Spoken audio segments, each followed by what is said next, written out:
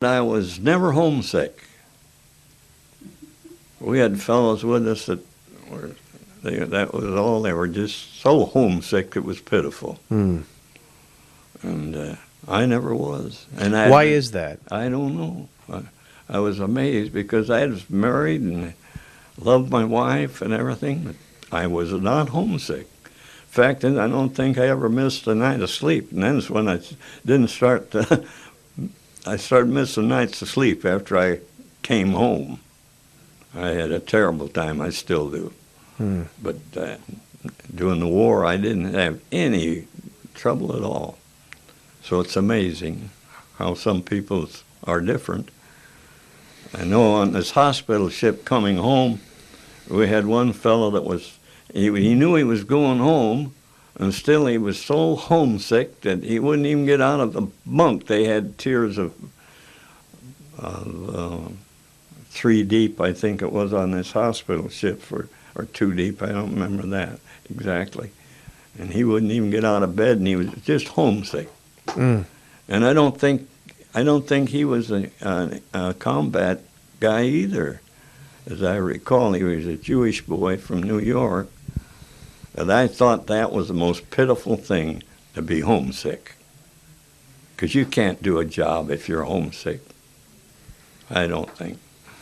Of course, maybe that's my own opinion, and it's wrong. Hard to say. Yeah.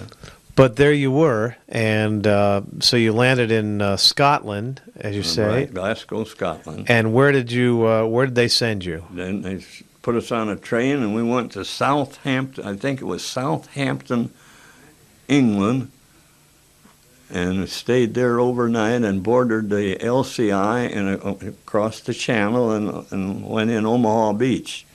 And Omaha Beach was just a clutter with sunken ships and stuff, but there was no fighting there because that was way miles inland.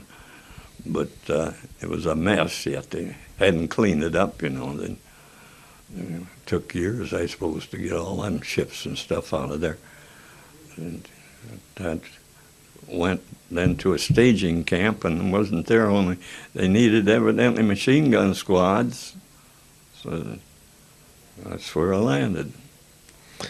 And how long were you engaged in battle before you got captured? 30 days, and it was a long 30 days because Patton moved. See, the reason we were captured is because these tanks ran out of gas. And the infantry, he said, oh, we can take them. That was rumors afterwards that he said, we'll send the infantry ahead. Well, he did. He sent the infantry ahead, and the Germans, in about 2 days, they figured out he didn't have any tanks, and they counterattacked. We took a little town about 4 o'clock in the afternoon, and they decided to we had one TD gun, set the 2 machine gun squads up and the TD gun, and we'd stay there that night. The rest pulled back to a mile or so, and we stayed there to guard the road.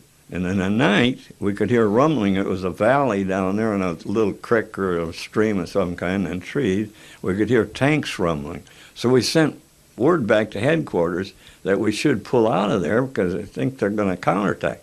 They sent word back, no, both machine gun squads and the TD guns stay there. Everybody else pulls out.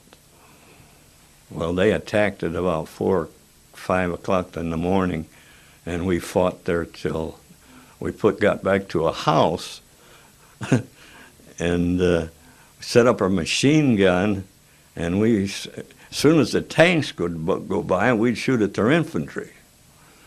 And of course, we held out until 4 or 5 o'clock that afternoon. They came back with a tank, and they fired 1 round in the house. The first machine gun squad got killed because right off the reel they shot at this tank with a machine gun. Well, you aren't stop a tank with a machine gun. And we knew better, and we weren't going to open fire on it, so we ran back. It was about probably 50 yards to this house and got inside, set that up in the doorway, And then when the tanks went by and the infantry came by, then we started shooting at them. And when they came back with this tank, they were going to get us out. Well, while they were trying to get us out, we each had a window and one guy on the machine gun in the doorway. And I saw a helmet go by my window, and I dropped a grenade out. In just a few minutes, a grenade came in that room I was in. They threw it back? One of theirs. Threw it back at you? Yeah, threw one end at me. Well, I was right by the door, and I jumped out. And it went off, and I picked up a few shrapnel wounds. And then I went down the hall, and it was a doorway, I suppose 8 foot away, and here comes a German in, and he looked the wrong way. And if he'd have looked my way, he would have got me because he had a burp gun. Oof. But he looked the wrong way.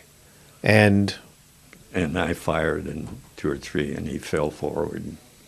So we kept staying there, and the guy, he said, with that tank, they're going to bury us in here, and they're hollering for his surrender. He said, when one guy said, I'm going out, I'd rather get shot going out and get buried.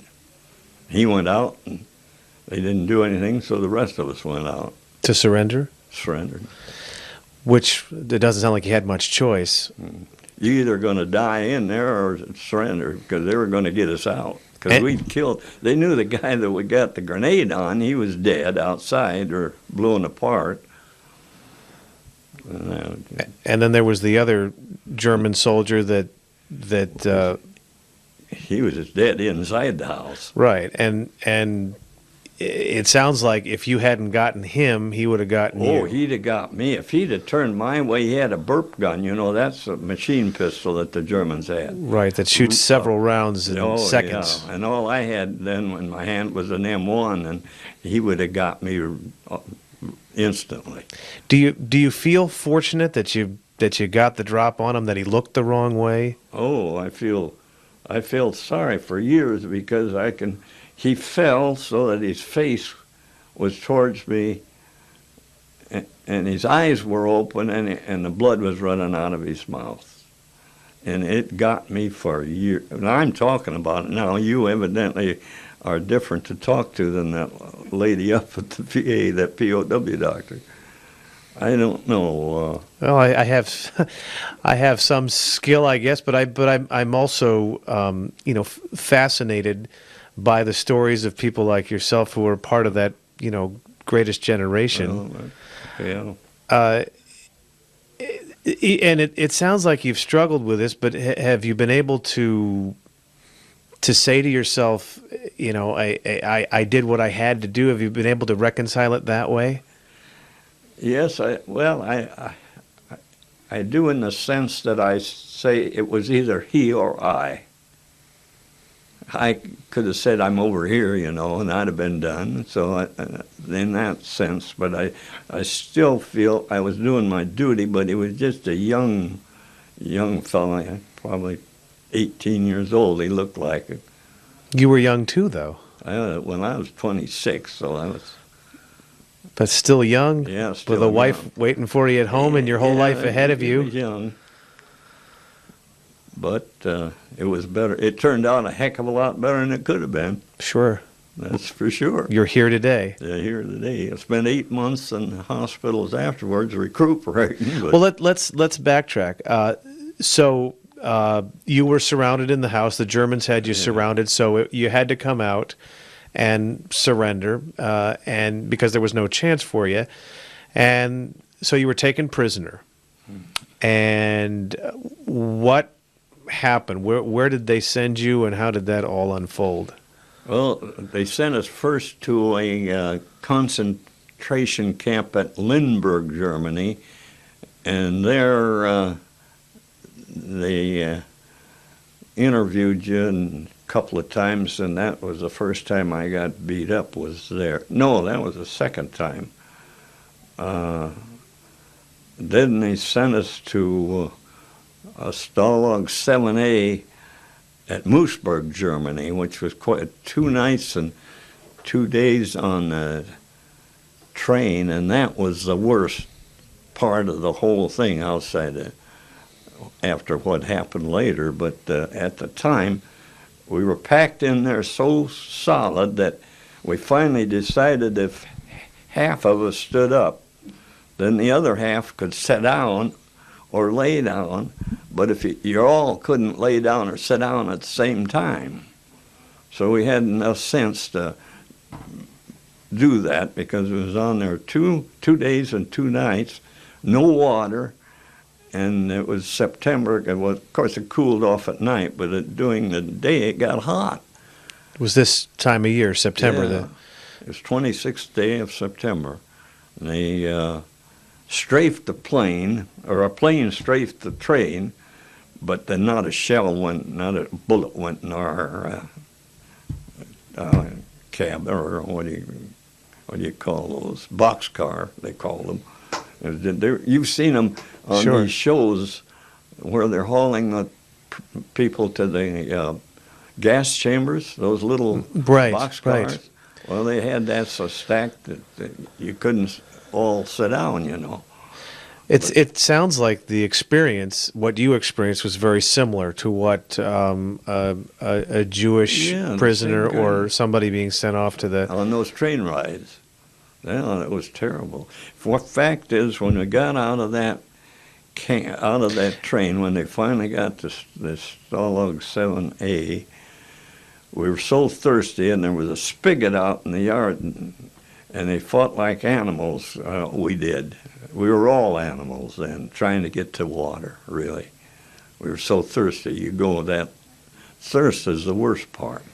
At any point, did you, and I can't imagine what it would have been like, but did you inquire as to, okay, why aren't you giving us water, or why aren't they giving us any water? Well, they never opened the boxcar door. They just threw you in there and just figured. Put us in there, and we started rolling, and that was it. So much for the Geneva Convention. Yeah, that was one of the worst things, that ride, or anybody that took those boxcars. Well, one fellow said, "I'm going to get me a German when they open that door."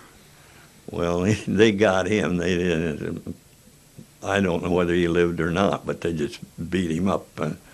He jumped out. Of course, he jumped on a German guard. Well, he wasn't too smart, because he had no chances.